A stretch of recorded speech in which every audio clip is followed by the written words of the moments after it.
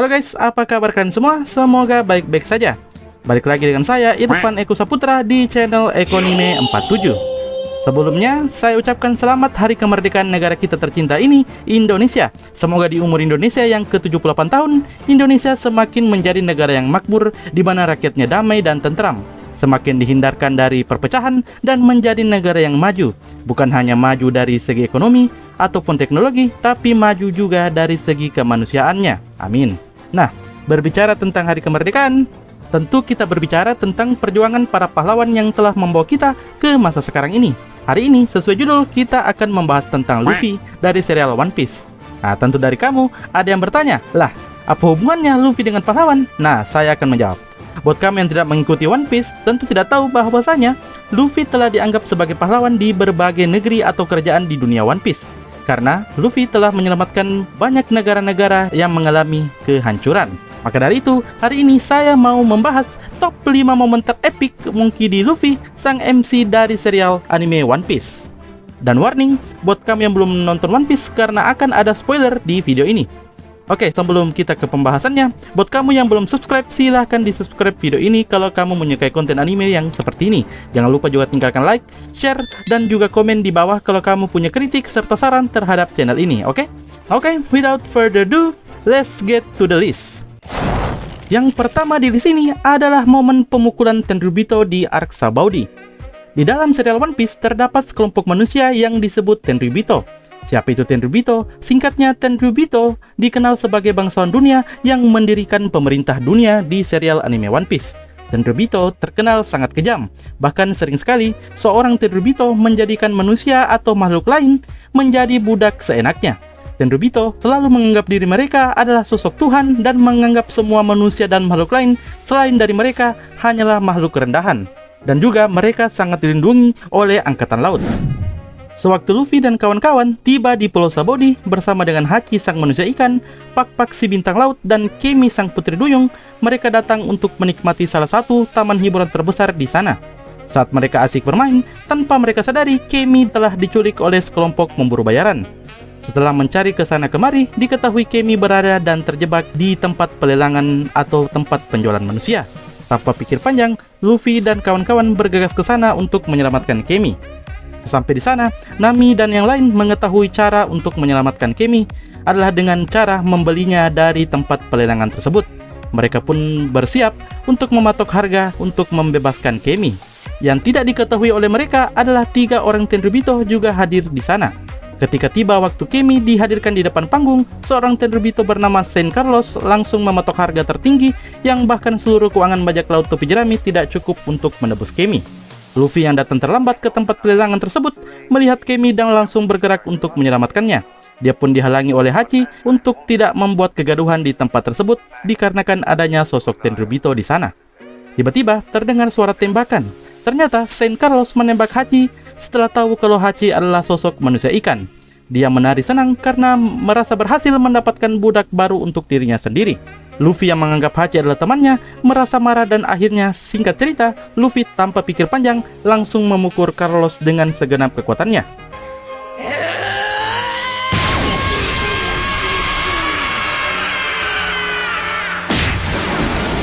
Disinilah momen dimana kita diperlihatkan sifat Luffy yang tidak pandang bulu dalam mengambil tindakan, entah itu memilih teman ataupun memilih musuh yang dia anggap mengganggunya.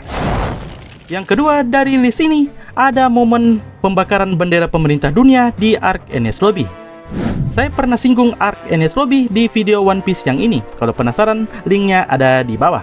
Intinya, Luffy dan kawan-kawan pergi ke Enies Lobby untuk menyelamatkan salah seorang nakamanya yang bernama Nico Robin. Singkat cerita, setelah melalui banyak halangan dan pertempuran yang sengit, Luffy dan yang lain tiba di Enies Lobby dan melihat Robin di sisi lain pulau. Luffy berteriak dan bertanya apa keinginan Robin. Robin pada awalnya menolak Luffy dan berkata dia ingin mati saja. Robin menganggap bahwa dengan kematiannya, dia bisa menyelamatkan Luffy dan kawan-kawan dari pemerintah dunia. Di momen inilah Luffy mengetahui bahwa musuh sebenarnya Robin adalah pemerintah dunia. Dia lalu menyuruh Usopp yang saat itu menyamar sebagai Sogeking untuk menembak hangus bendera pemerintah dunia.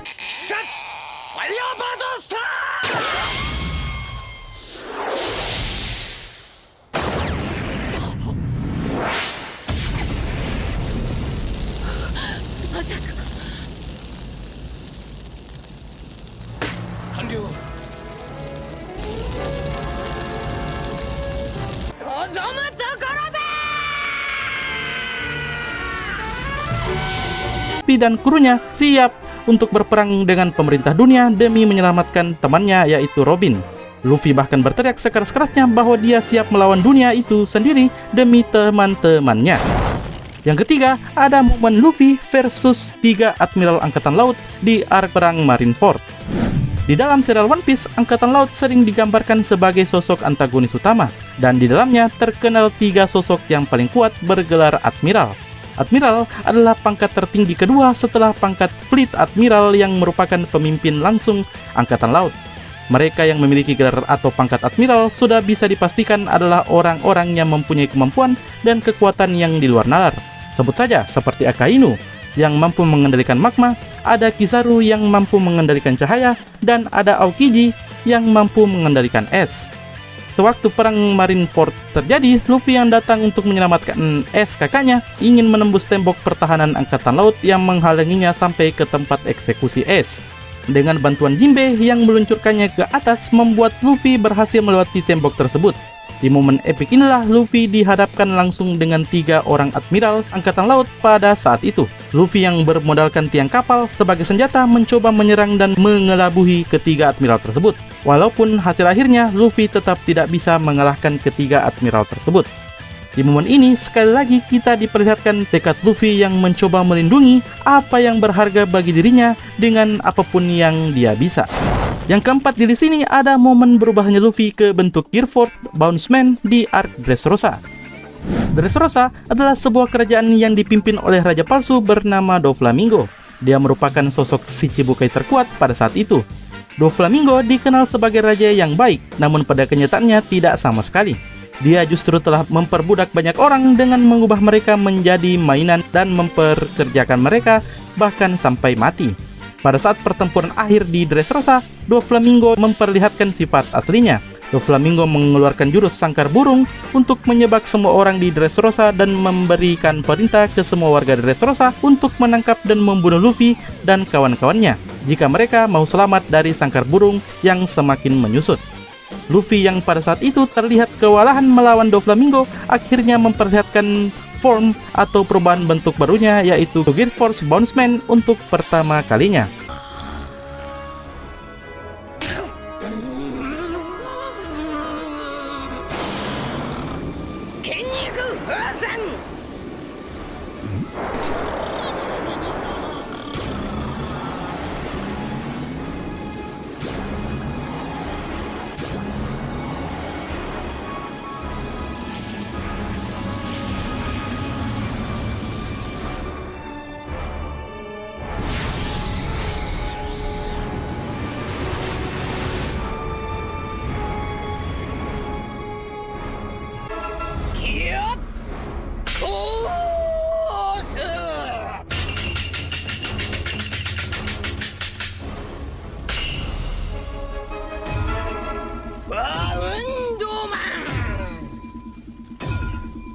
Walaupun awalnya diremehkan oleh Doflamingo, tapi pada akhirnya Doflamingo berhasil dikalahkan oleh Luffy dalam bentuk barunya tersebut.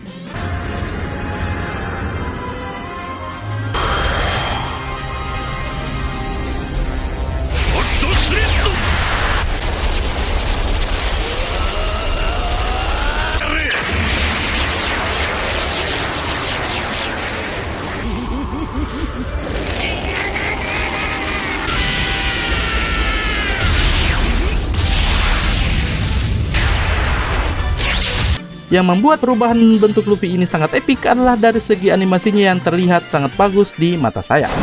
Yang terakhir di sini ada momen perubahan bentuk Luffy Gearforce Snakeman di arc Whole Cake Island.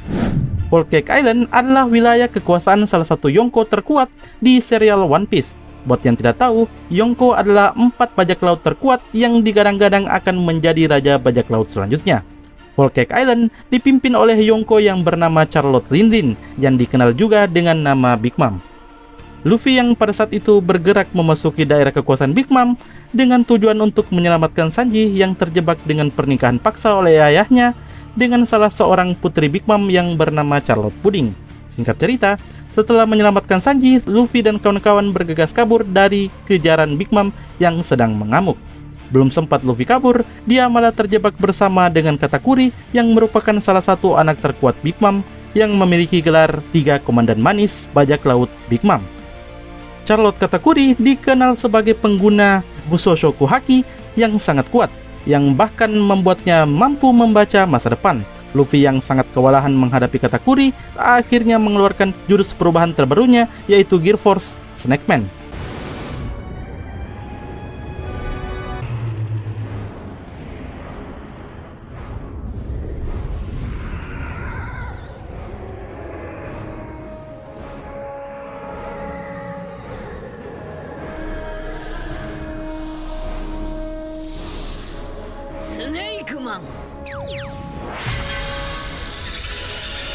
Dengan kekuatan barunya, Luffy mampu menyerang Katakuri dengan sangat lincah dan sangat cepat.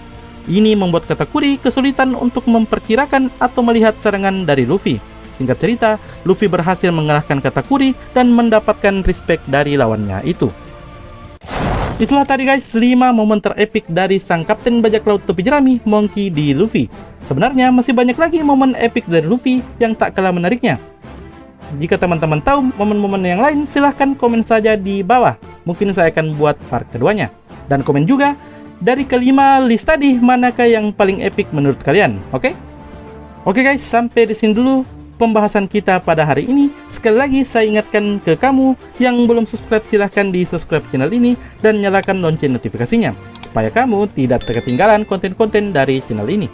Dan juga supaya saya semakin semangat buat konten-konten selanjutnya. Jangan lupa like dan share kalau suka video ini, dan saya ucapkan terima kasih telah menonton sampai di titik ini. Kita akan bertemu di video-video selanjutnya. Maka dari itu, sampai jumpa dan bye-bye.